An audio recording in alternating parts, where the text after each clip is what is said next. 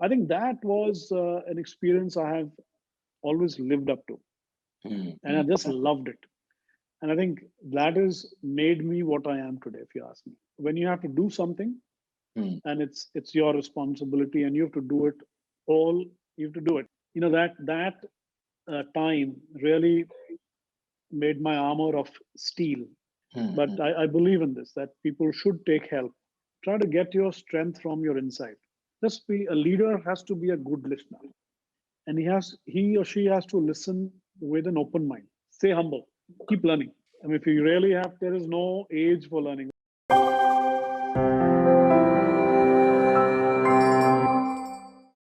Okay, so today we have with us Tarun Chugh, and Tarun is MD and CEO at Bajaj Allianz Life Insurance. He heads a team of more than 10,000 employees, and Balik has an AUM of rupees 70,000 crores plus. And he's also an elected member of the Life Insurance Council Executive Committee and non ex officio member of IIB's Governing Council, and also nominated member of Board of Governors for IIM Sambalpur. Tarun has over 26 years of experience in financial service space, including over 14 years of experience in Indian life insurance sector. He was earlier MD and CEO of PNB MetLife and handled responsibility in sales, marketing, and distribution at ICICI Prudential Life Insurance. Tarun is an engineer from IIT Delhi and postgraduate in management from IIM Lucknow. So I know Tarun since 1987 from our IIT Delhi and Karakoram hostel days, and it has been a joy watching him grow in different roles and deliver his magic from sideline. And I've had the privilege of conducting some leadership and collaboration workshops for him and his leadership team at Balik as well as earlier in PNB MetLife. So thank you, Tarun, for joining us. Always a pleasure. Single. I'll call you single. And in fact, Tarun has is also featured in my upcoming book, High Conflict by Conflict. And so, Tarun, this, as we discussed, this show is focused on learning through real life stories. Okay, Hmm. so beyond all these professional journey and successes, tell us a bit about your personal life journey. Okay, so I'll start from young age, of course. Yeah. So basically, come from a middle class family from Delhi. Both my parents used to work, and the original thoughts I have about my youth are actually with a lot of responsibility. I used to carry a lot of responsibility, being the elder sibling amongst two brothers. I am 5 years elder to my Mm. brother, and I remember the time when I used to carry the house keys with me. There were a big bunch of keys which I used to carry in my pocket, the ticket pocket as they used to call it, Okay. in my shorts, school shorts. Mm. And the first images I have is of my little brother holding my little finger and crossing the road, Mm. going after the school bus dropped us at the bus stop. And those are vivid images which I was so worried because he was so young, and you know and you had to cross a road in Delhi. There were no red lights and nobody used to follow rules. Mm. So I mean, it was the kind of responsibility I used to carry with me all the time. It is a presumed responsibility. I think Mm. that's the first early sights of young age. Then the second bit, if I talk about when I grew up a little bit, I think my first so to say a failure of little failure of life when I wanted to go join the NDA and become a Indian Air Force pilot, Oh. but I couldn't. So and that kind of got me to think that life doesn't always go in the way you want it to go. Of course, then I went and did my engineering and uh, Karakoram Hostel and MBA and all of that. But that somehow was, at that point, the biggest event in my life because I came from a school where lots of people were joining the armed forces. Mhm. So really, that was a big first loss, so to say, in my life. Then, if I just fast forward to maybe a little older, age older in the sense, maybe about 10, 12 years back, I started taking a lot of responsibilities started coming my way. So whether it was ICICI Pru or before that as an investment banker, lots of responsibilities coming away, and I was losing touch with my children. So finding a place to go out and just have fun and just be with each other. That's what I started doing. I remember our best trip ever was when we went to see the wildlife at Masai Mara. And then since then, that's something I've really liked with my children. So, and my wife Simran tells me that those are those moments where in those jungle safaris, maybe I've been more excited than the kids themselves whenever they see a lion. So, Mm. so those been some lovely moments of life. So, been going to Tatoba, the tiger reserve Mm. near Mm. Nagpur with family. That's been another good one. So I just love wildlife Mm. and just getting on these endless safaris, which don't end sometimes. Okay, so what would you consider as one of the most proud moment in your life, or a key milestone, or as a leader? Yeah. So see, there are lots, but Mm. if I remember the one of the earlier ones, and maybe even you can relate to that one. My first time I was ever a leader when I was in IIT Delhi, Mm. Karakoram Hostel, and I was, elected the dramatic secretary. In my first position of responsibility. Before that, I was never involved in any cultural activities. When IIT, I decided I'd get into dramatics. And when I got into dramatics, I suddenly saw, that drama as a club was a very, very erudite club. Okay. Only very selective. Only a few people used to get involved with it, and the whole thing was, trying to become the best club Mm. of the RCA, as Yeah. it was called, Mm.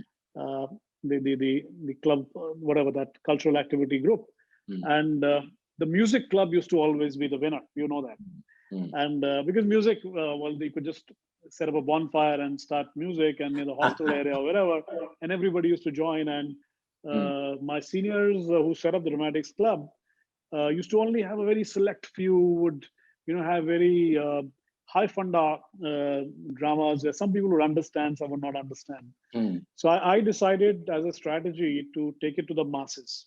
It is Okay. totally for classes. I don't Okay. know whether my seniors ever liked that strategy, but I once I became dram secretary, it was up to me. Mm. Mm. So I looked at various ways in which we could find our roots and find our ways in trying to make an impact. Mm. And while drama still was a very high erudite one, Mm. I looked at dance. Dance could be a area in which you could. It is an uncovered area. So as Yeah. strategy, I got onto dance, Mm. and choreography was started off as a concept when I was there. Ah. Okay. So I was, by a small club. Not many people know it, but I was called the father of choreography of IIT Delhi. So imagine being called father at the age of 19, 20. Mm. So, but that was the one. And I remember we won the rendezvous choreography, inter college choreography. Our Mm. choreography came on Doordarshan. Ah. Uh, yeah, yeah. The Fabula Narete was the name of the one. It was one of the most celebrated one. Then we introduced new products. I mean, I can call them products now. At that time, I just thought it was not a product really. We called a concept called Drams Day, Dramatics Day, where all hospitals used to come and perform.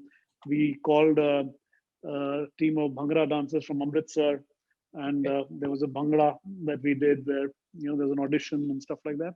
So we really took it to the masses, and the first time when in my life I ever led as a leader. Mm. And the good thing is that we became the best club, Mm. although it is still shared with the music club. I feel bad about that moment. And it so happened that I was given the best secretary award I from remember. RCA, yeah, Mm. that year. So, you have various moments where you do well, Mm. uh, but that is one which actually gave me the whole thing about leadership, Mm. ownership, and I mean implementing strategy out of it was not out of a textbook. I had never been an MBA Yeah. before that, Mm. so I think that was Yeah. possibly the example of leadership for Mm. me. Okay, so the other question is that everyone sees the performance success persona.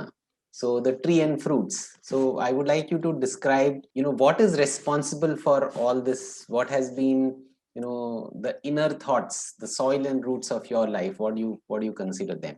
Roots, you're right, which are not visible always, and you not normally, you know, talk about them very often. Usually start from your family, And I mean, that's where honestly all my values and my value systems have come in from. And of course, like I said, roots. So roots actually take a very long time to come. It's not that, it suddenly they start. mm, You see the tree only when the roots have really gotten strong. mm, So it's really family values from my mother and my father, because we were a nucleus family. We never used to be in a joint family, unlike a lot of my friends. My mother, I remember when she was just past her class 12th, she was told that she would not be allowed to, she would not be funded for graduation. okay. So she worked the nights and used to go to office in the morning, and used to work them, and used to go to evening college. And that's how Uh, she kind of worked hard. And she was a hard worker to the core, and really, really, used to be like the hen with the two eggs. So really take care of us as we were getting mm, groomed. mm, Similarly, my father, very high on integrity, very high on family care, and he used to be in the State Bank of India, and he used to feel very uncomfortable, giving banks money to somebody. So a loan, he would mm, never mm. give a loan. So he used to tell me proudly, Tarun, मैंने कोई loan नहीं दिया. एक बार एक buffalo का भैंस का loan दिया था. He used to be in Sona, and Ah, that time Sona was a place which was quite a village really, mm, mm. and he was so particular about it that every week he would go and check out that whether the buffalo was truly there or not. So, and he used to tell me that with so much of pride, even when my parents are no more with me. Mm. So I lost my father 3 years back, but you know, uh, even till the last moment, that was always his bit, that I ensured that that loan did not default. Mm. So those are the values that I've had, principles, um, things that I learned, just being respectful, express your gratitude, and don't ever think that, I mean, you're the best thing to mankind. It's nobody is indispensable. So when Mhm. you lose your parents, you realize that you're not dispensable. So, if you go back to the childhood, what would you consider as the biggest childhood challenge? For me, single, I think the childhood challenge used to always be to live up to be the elder sibling who was, the true insignia of, uh, you know, the best. The best. We had to be the best values. So Mm, the best example. mm, And by far, even among the cousins, I was the eldermost boy. mm, And usually, I had to always be upright, and with so that so living up to those expectations. Stress hota tha. It was always a stress. You always have this thing in your mind that when you were playing. So I remember that in my entire youth, I just had one fight. okay. You know, where you really mud wrestled and really had a big fight. I still remember the guy. So, Mm, but and that was just the two of us. So. Uh, not screaming at people, not shouting. You could express yourself if you're happy on getting a wicket in cricket or scoring a goal in football, but you know, try to be upright in most of the stuff.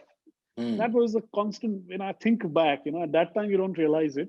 When I okay. think back, that was my always the struggle. When I used to see other people express and be uh, screaming, shouting, whatever, and live their lives the way they'd possibly want, I used to live Ah, up to those expectations. That was the kind of a childhood challenge.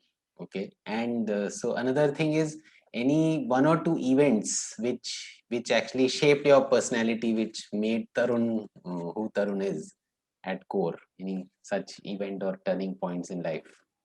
So there are quite a few. I'll maybe choose something from my work life now. Mm, And my first job uh, was as an investment banker in a small company. It was a UTI company. UTI Securities was the name of the company. mm, It was started by four of us MBAs from the IIMs, different IIMs, and two child accountants. okay. And we were like setting up UTI Securities. So my first job. Okay. So out of the blue, you just thrown into the deep end of the pool, and you have to set up this company and make it work. So we worked out of one room, the MD's room. In that room, we had the OTCI exchange. That time there used to be an over-the-counter exchange of India. We were one of the first ones to get that license. Then one of the first ones to get the National Stock Exchange license. We never had a BSE license. And at that time, when you used to trade in the markets, there used to be these share transfer deeds that used to come. So where signatures of people for transfer, it was all physical paper. So that was used to be a lot of fun. We really used to own up that entire, all of us, to own up that company. And that experience has been so valuable for me. Morning, you would get up, maybe the first one there, look at the research, get some research ideas, call up your clients. I used to handle Hong Kong and Singapore at a very early age. I was just about 26, 27. Okay. And and then trade for your customers. And these are FIIs, usually, or Indian customers in India, Indian DFIs. And then by the afternoon, just you were the back office as well.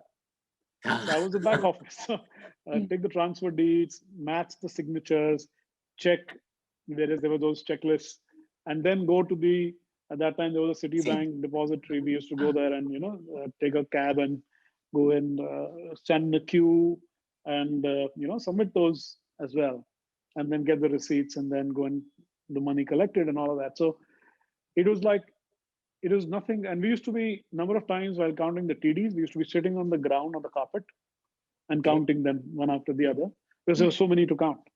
So I think that was an experience I have always lived up to. And I just loved it. And I think that has made me what I am today, if you ask me. So what was about that? Maybe a few lines more on, I can understand, I can even picture all of that happening. So how did that impacted you and, centered you in your life? What did you carry from there? Yeah, so I think the one thing I carried was that when you have to do something, it's all up to you. No excuses, no reasons. You have to deliver, and it's your responsibility, and you have to do it all. You have to do it. So you can't be choosy. Ye nahi karna, wo nahi karna, aise nahi karna, wo nahi karna. You've got a problem, you got to solve it. Okay. You've got a situation, you got to handle it. And we used to be in, till late night. We used to be working, and we used to have a lot of fun. And as a result, whichever job I have taken up, I have almost imagined myself working out of a startup. So my mentality has become like a startup mentality.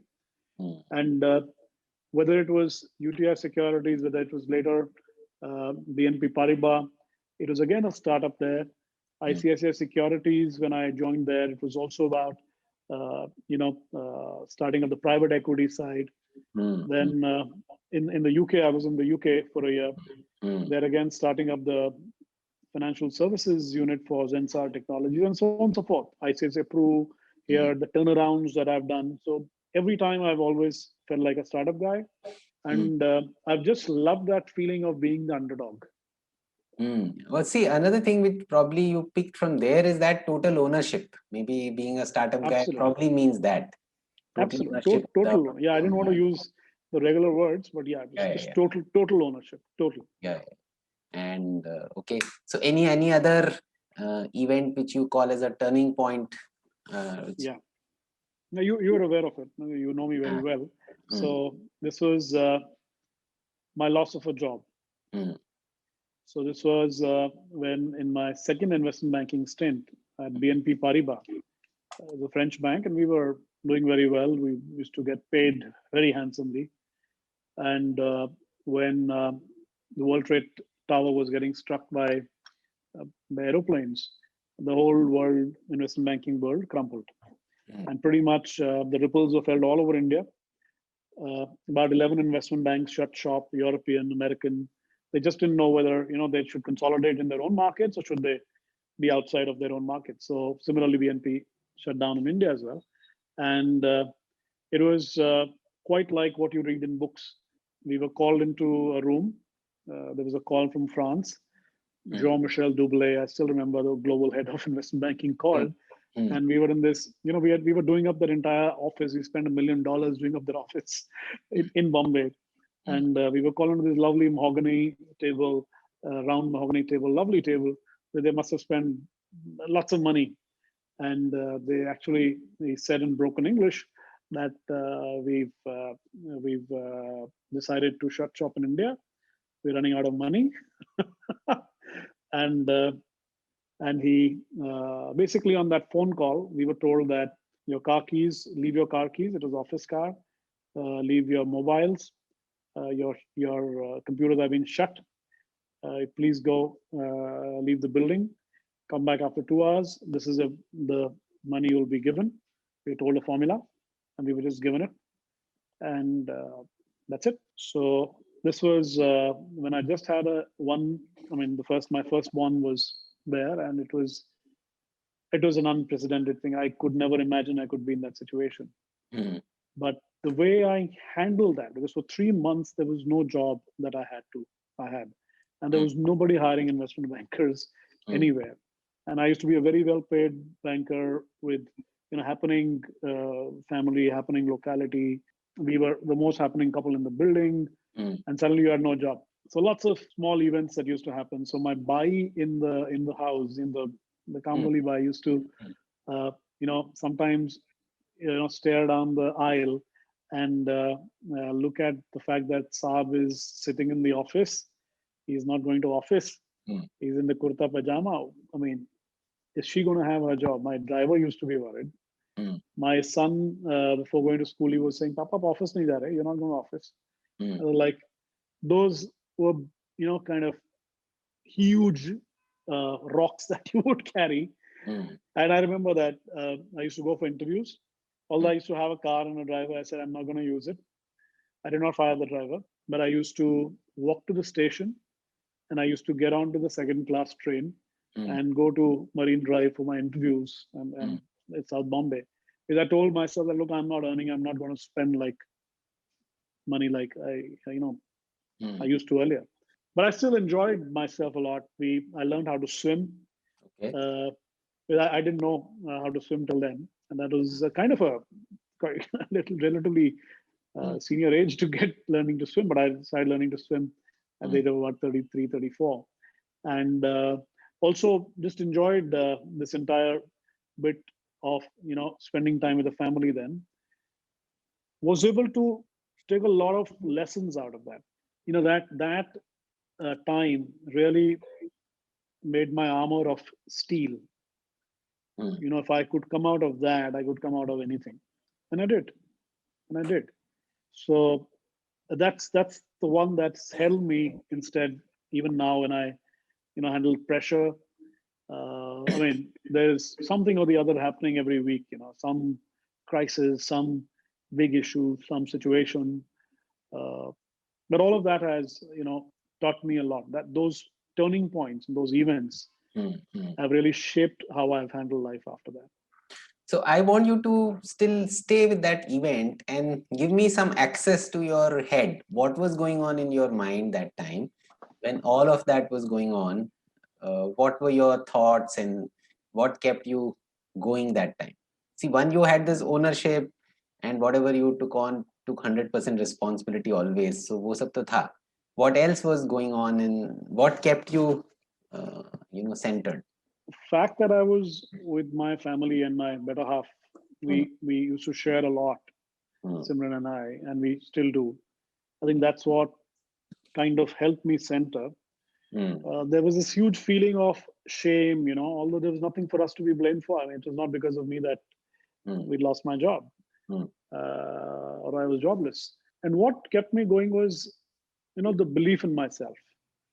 If I could do what I did during the Drams Club, if I could do what I did during the startup, if I could do, get onto the IITs and the IIMs, and then the belief, ki kuch kar lenge. So that kept me going. And of course, you require somebody to speak to.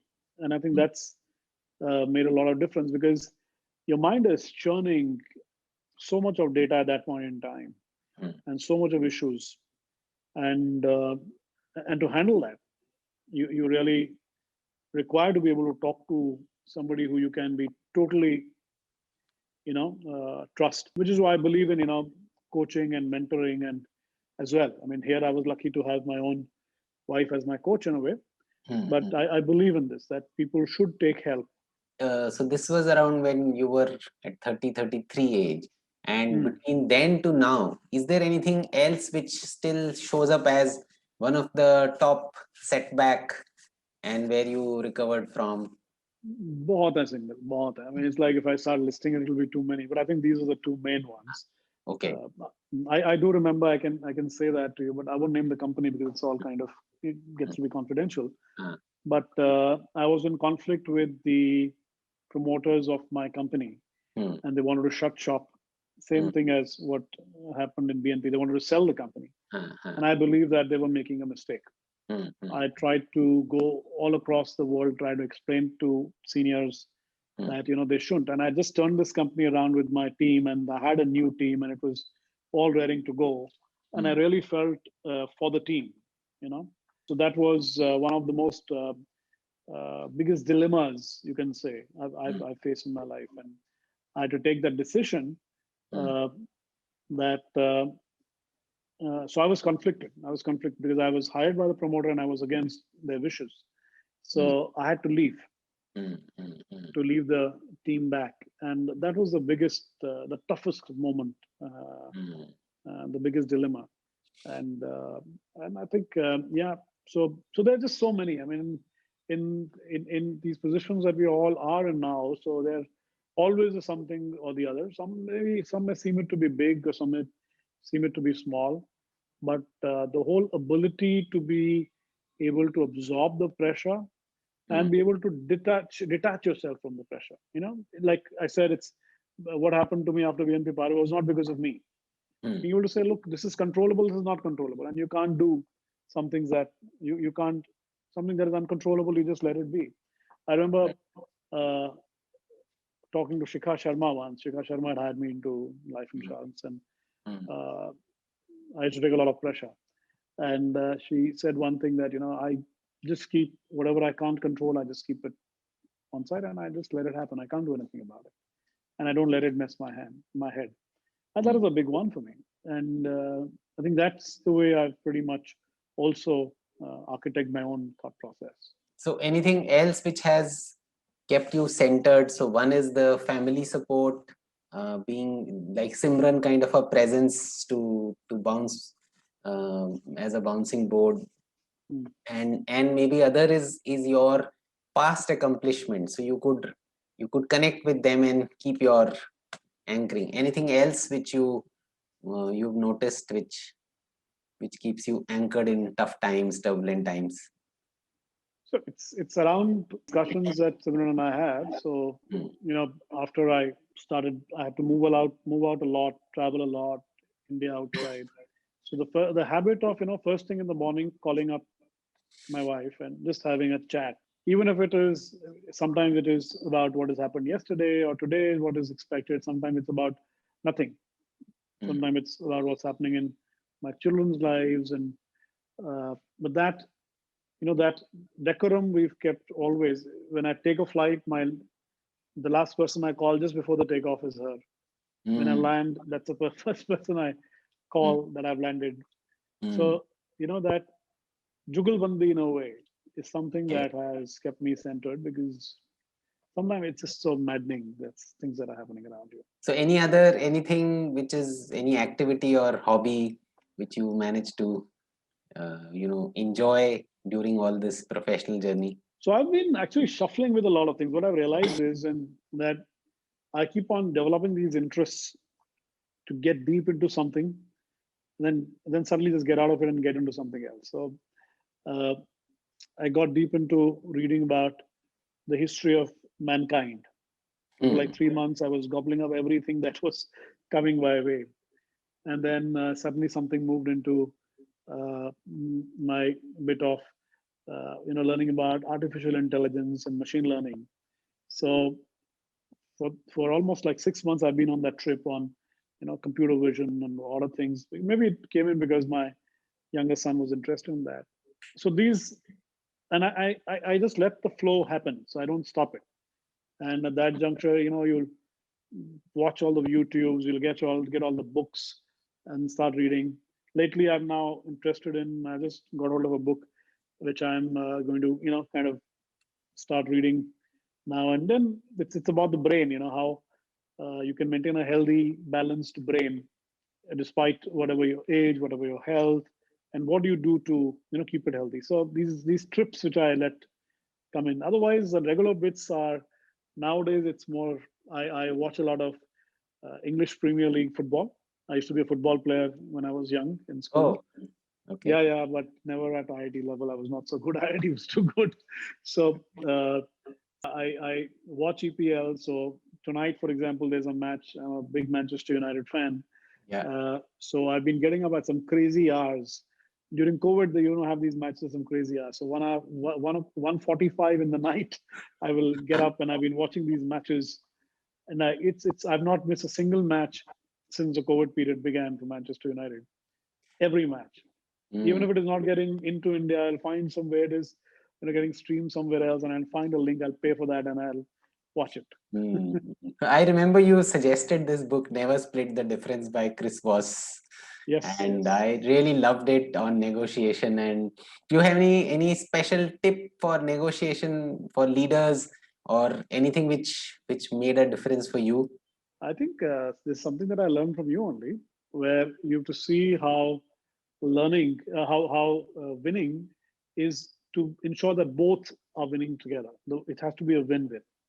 So, Okay. I mean, you will always land up talking of splitting the difference, otherwise. So, Mm.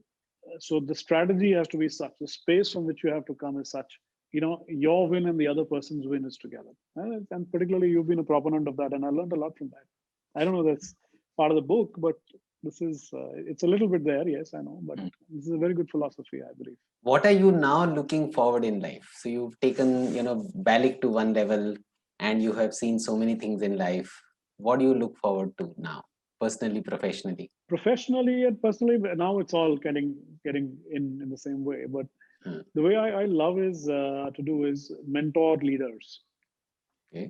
So I feel very proud that already like three CEOs of the life and general insurance sector have Mm. kind of worked with me. They reported to me at some point in their life, and a few. I mean, at least one very clearly, I was the one who recommended, and he got there.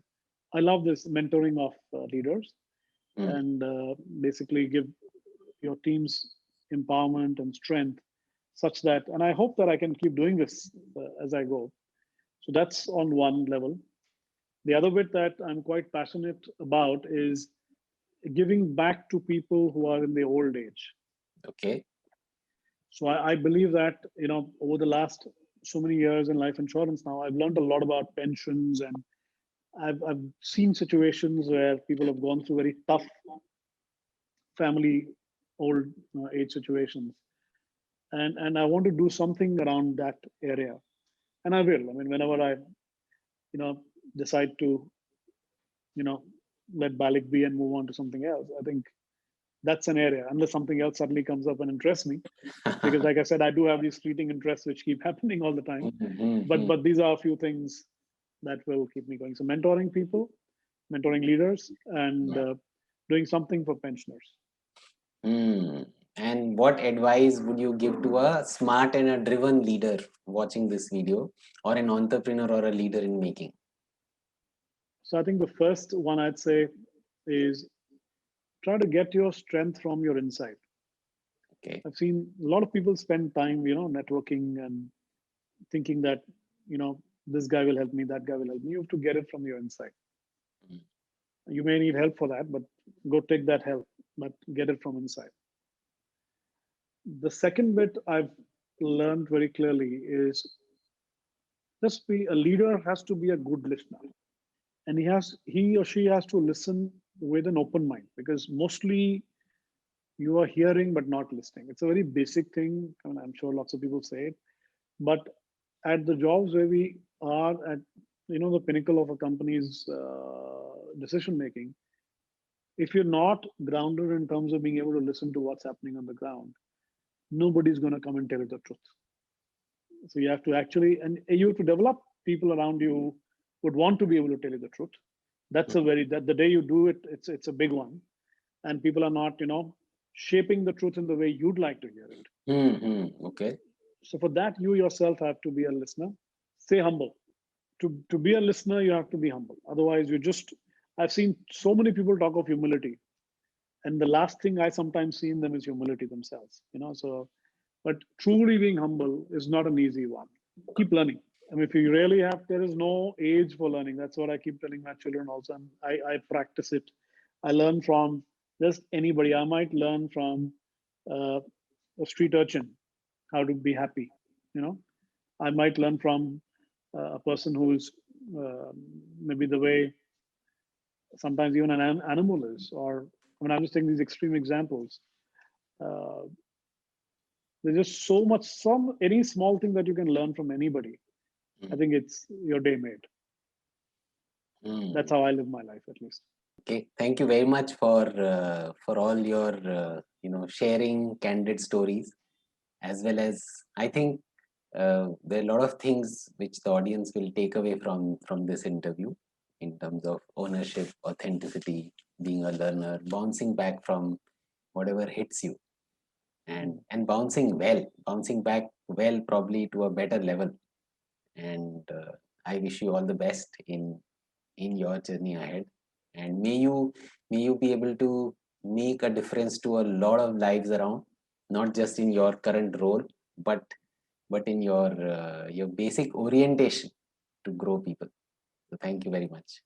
Thank you, Singal. Always good.